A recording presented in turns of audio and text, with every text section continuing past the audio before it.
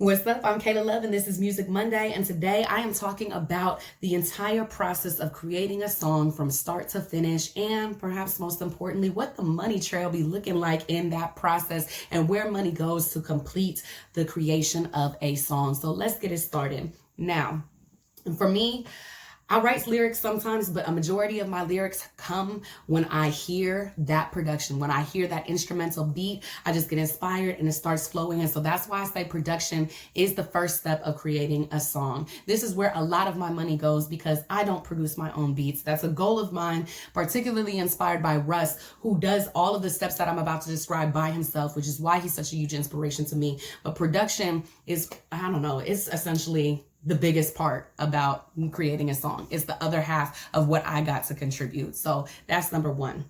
Now, number two, let's say you got your lyrics, you got your flow, you ready to put it down, and you enter the second stage of creating your song, which is the recording process. Now, I used to go record in a studio, Knock Knock Studio, shout out to Hash Brown in San Francisco, which is unfortunately since shut down, but that's where I did my first couple projects. And due to the generous donation of one of my super fans, I was able to finance my own studio, which essentially has paid for itself in time, because all of the time that, or the money that I was spending to record on an hourly basis, I can do here now. And not only that, I can do it on my own time. So I don't have to depend on hoping that inspiration hits in the studio the same way that it did. I can just capture it on the spot whenever I'm at my house. So I really love that. And it really helps to take away or take down those expenses that it takes to create a whole song.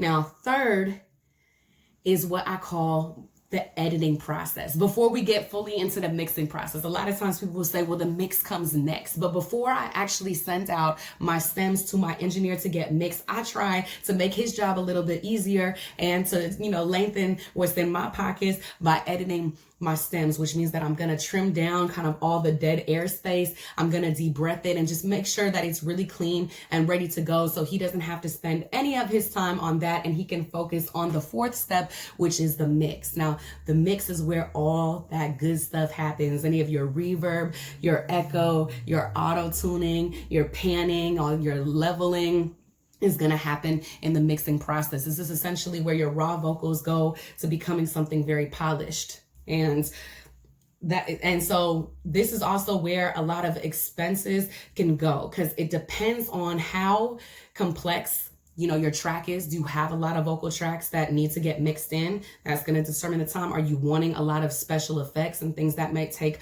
more time, etc.? So some engineers might charge by the song, some might charge by a project, some might charge by the hour. And so there is some kind of like negotiation power here, because I'll pay my engineer up front for doing like 10 tracks at a time, etc.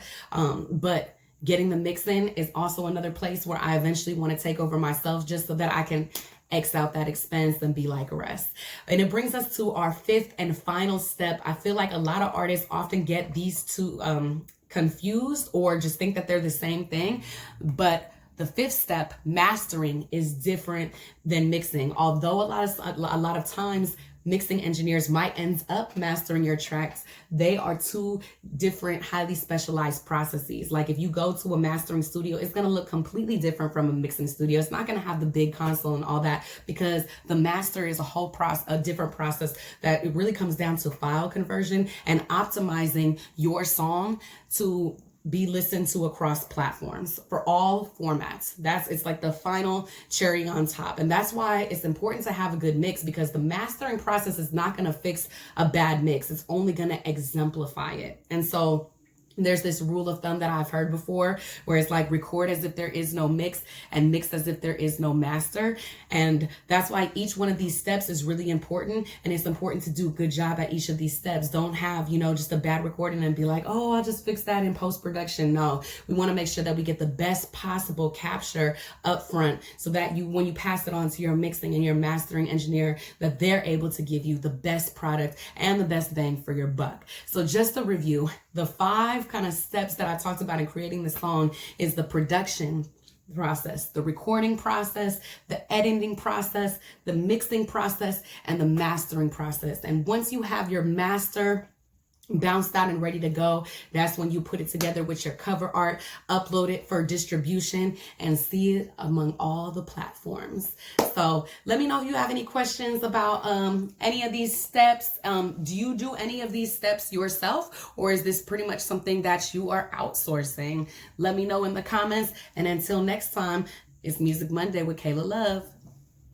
Tell me, baby. Tell me, is you with it? Yeah,